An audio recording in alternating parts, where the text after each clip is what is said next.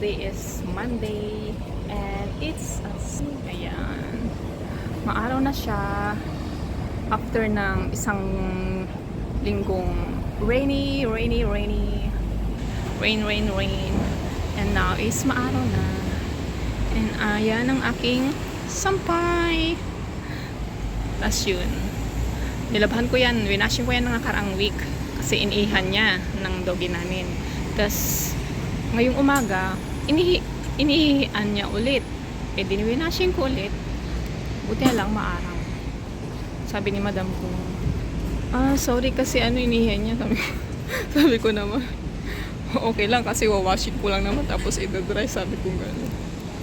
Tapos, and the towels. Ayan. Ang toya. It's Monday. Panibagong pag-asa. Nakasampay ko lang gawa ng pagising ko habang nagkakape ako.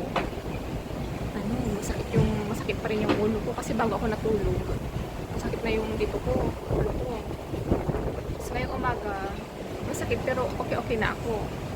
Tapos naramdaman ko parang may hilo pa ako tapos parang masusuka pa ako. But I'm not pregnant. Sabi ko. So, minabuti kong matulog muna. And habang nakasalang yung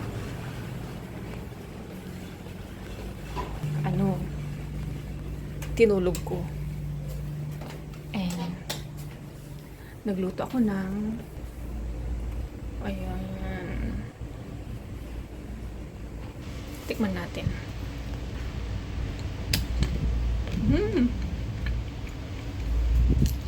Crunchy.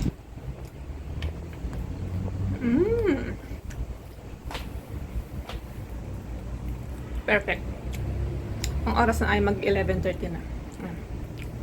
11:30 na. And today is Monday. Sinabi ko na kanina. And I hope everyone is fine. Kaya mabuti kayong kalagayan at na-enjoy nyo ang inyong weekends. Dahil ako, okay lang, sakto lang. Kaso nga lang, maulan kahapon. Buti na lang, paglabas ko, wala nang ulan. So, nakapaglibot-libot ako. And after ito,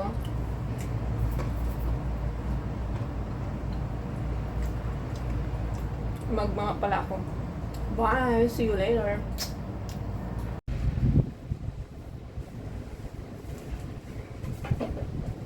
I'm back! Galing ako ng market. Bili ko ng cauliflower for rice. Gawin ko siyang as for rice. And ang oras ay mag-alas-2 na besh. Bihon! Dahil natakam ako sa bihon. Korean luncheon. And so, iuwi ko. And nagugas na ko. Mainit na yun, super init. Bumawi naman siya. Kasi last week, it's rainy week. Last week. And vegetables. And wait a minute, kaping mainit. Init.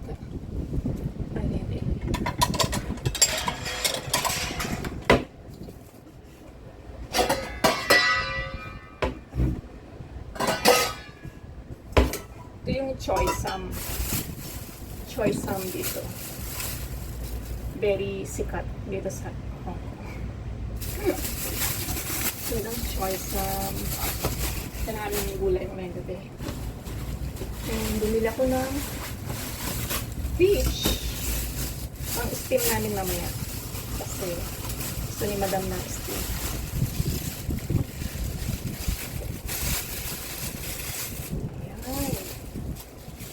$50 na to, guys.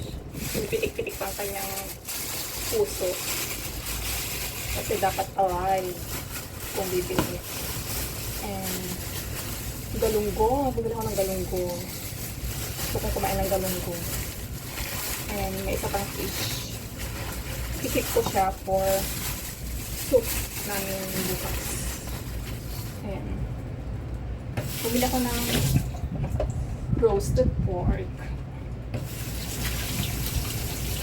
para sa aming lunch. Parang lechon sa atin.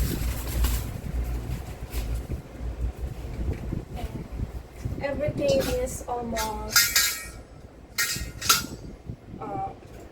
nasa except this one kasi takot. Pero kung include ko yan, nasa kano ba binayad ko dito? Almost 30. Kulang-kulang $200. So, that's it. Luto muna ako. Ayan na yung ating minadaling ulam. Ginawan ko siya ng sauce. Diba? So, ready to eat. Let's eat. Thanks so much for watching. Live life to the fullest, square and fair. Until my next one. Because next one is the exciting part. And yan yung sa alaga ko. Ito yung sa alaga ko. Kasi, mamaya pa yung gigising kahit alas 2 na. So, takpan ko muna ng ganyan. Di ba? Tapos na akong naglinis ng iba pa. Tingnan mo. Andun pa yung lunch ng alaga ko. Ano na? Ano bang oras? Sorry. 3:22 in the afternoon. Ayan. Mag-slice muna ako nito.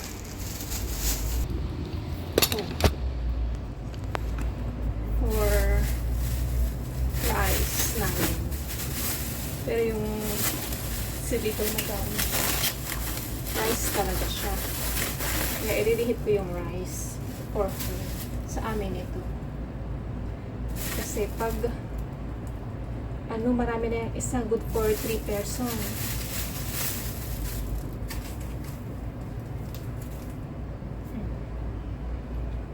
I guess unahin ko itong malaki.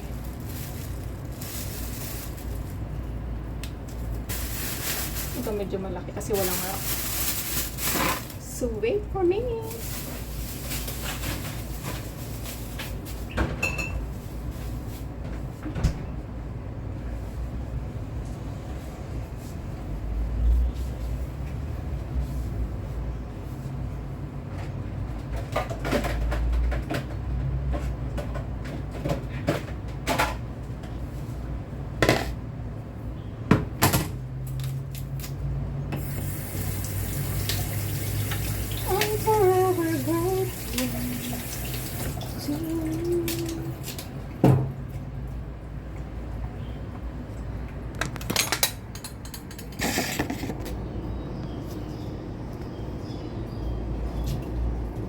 Hugasan ko muna.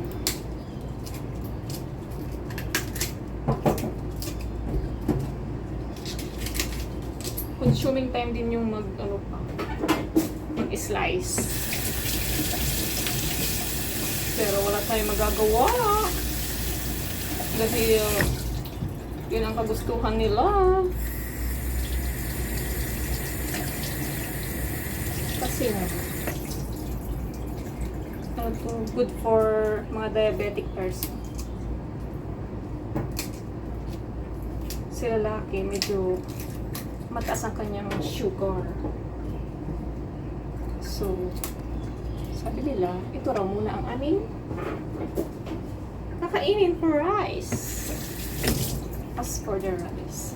Kaya nadamay na rin ako. Kasi, itong isang malaking to, marami na rin. Hindi nila maubos. So, para hindi masayang, pati ako, kumakain na din.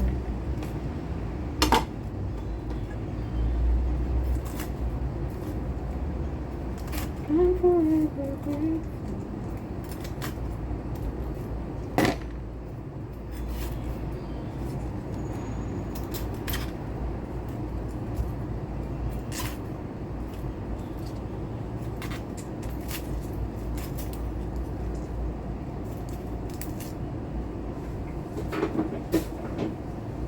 Sa Shatin ko pa to binili. Pag yan sa market namin, mahal ang isang piraso, 30. Pero pag dun sa Shatin, 30 is 2 piraso na. So, ganito ko siya in-slice. Nakita niyo ba mga gosh? Ganyan maliliit. Tapos pakita ko mamaya yung result niya. Minilins mo ba siya para mince pork, ganyan. Ganon siya ka-mince. Kaya matrabaho.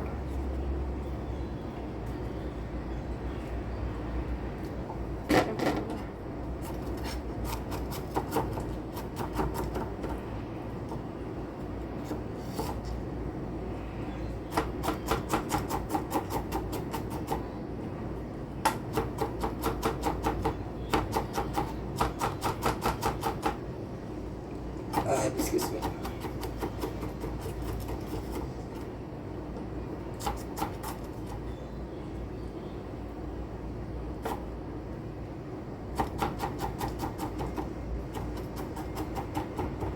May gagawin pa ako after nito. Hindi ko pa nalinis yung toilet sa master bedroom. Last part yun na gagawin ko. Then, maliligo. Then, papakainin si Bogi namin. And magluluto. Magluluto for dinner. Maganda rin kaya to kasi nakakabusog. Ang kinakain ko lang is isang almost 1 bowl. Ganito siya. Ganito siya kalaki na bowl. Yan. 1 bowl. Wala, busog na ako. Nakakabusog siya. Tapos si lalaki, parang isang bowl nun ang kinakain niya. Si babae naman, ito yung sa kanya. Maliit lang na bowl. Tapos lang yan, medyo half. Daw siya, parang rice din na nabubulog siya. And more on mga dish kinakain niya.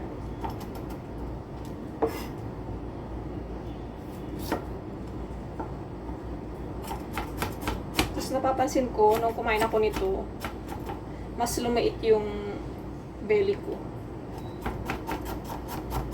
So maganda talaga pag nakawa-hawa ka din ang kinakain nila.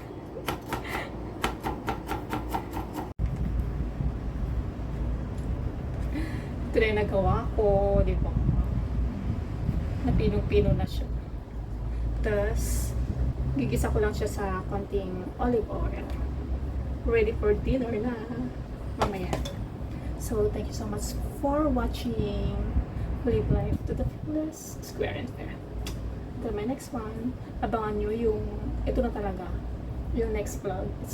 It's different vlog. Kasi, abangan nyo. Thank you!